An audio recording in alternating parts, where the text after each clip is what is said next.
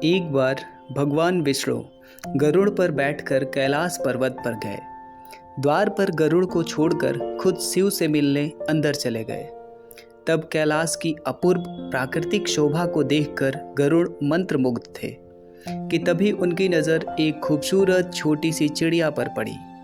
चिड़िया कुछ इतनी सुंदर थी कि गरुड़ के सारे विचार उसकी तरफ आकर्षित होने लगे। उसी समय कैलाश पर यमदेव पधारे और अंदर जाने से पहले उन्होंने उस छोटे से पक्षी को आश्चर्य की दृष्टि से देखा। गरुड़ समझ गए उस चिड़िया का अंत निकट है और यमदेव कैलाश से निकलते ही उसे अपने साथ यमलोक ले जाएंगे। गरुड़ को दया आ गई। इतनी छोटी और सुंदर चिड़िया को मरता हुआ नहीं देख सकते थे। उसे अपने पंजों में दबाया और कैलाश से हजारों कोस दूर एक जंगल में एक चट्टान के ऊपर छोड़ दिया और खुद वापस कैलाश पर आ गए। आखिर जब यम बाहर आए तो गरुड़ ने पूछ ही लिया कि उन्होंने उस चिड़िया को इतनी आश्चर्य भरी नज़र से क्यों देखा था। यमदेव बोले, गरुड़, जब मैंने उस चिड़िया को देखा तो मुझे ज्ञात हुआ कि वो चिड़िया कुछ ही पल बाद यहाँ से हजारों कोस दूर एक नाग द्वारा खा ली जाएगी।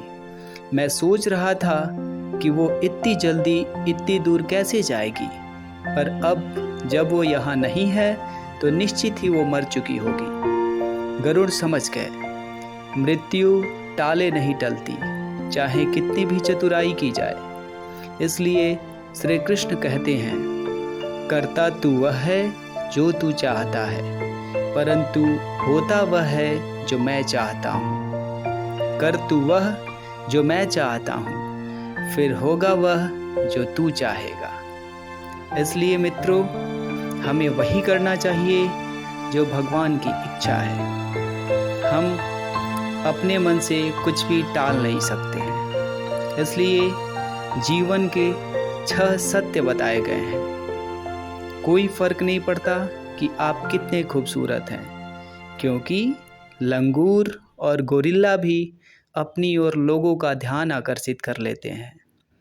दूसरा, कोई फर्क नहीं पड़ता कि आपका शरीर कितना विशाल और मजबूत है, क्योंकि शमशान तक आप अपने आप को नहीं ले जा सकते।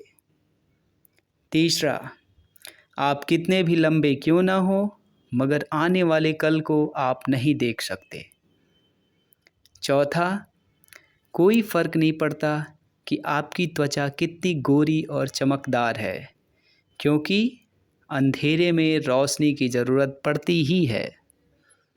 पांचवा, कोई फ़र्क नहीं पड़ता कि आप नहीं हंसेंगे तो सभ्य कहलाएंगे, क्योंकि आप पर हंसने के लिए दुनिया खड़ी है। छठा, कोई फ़र्क नहीं पड़ता कि आप कितने अमीर हैं और दर्जनों गाड़ियां आपके पास हैं, क्योंकि घर के बाथरूम तक आपको चल के ही जाना पड़ेगा। इसलिए संभल के चलिए, ज़िंदगी का सफ़र छोटा है, हंसते हंसते काटिए, आनंद आएगा।